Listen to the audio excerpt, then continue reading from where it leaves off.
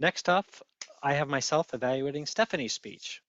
Stephanie, your speech had a very interesting title, drew me in right away. Nerding out, unlock the story within.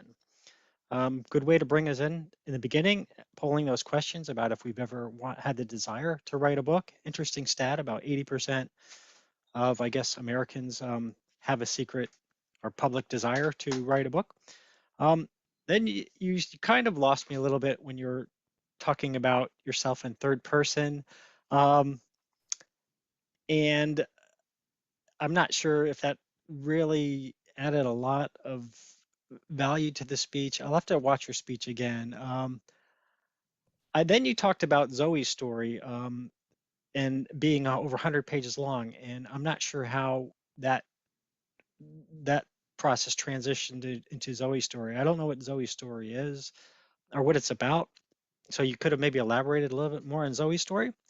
But I have experienced Dungeons and Dragons first time over 40 years ago.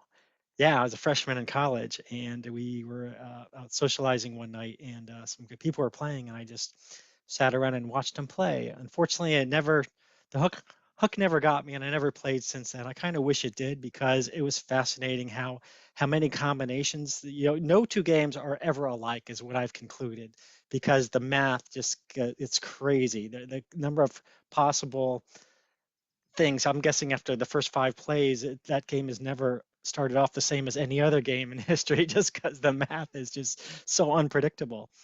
So I like the topic.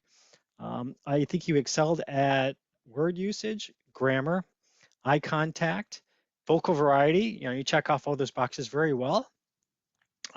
Things you could work on is maybe a little bit less confusing intro. It's a little confusing for me, maybe not everyone else there, but by the time you start, the third time you try to describe your mental process, you kind of started losing me there.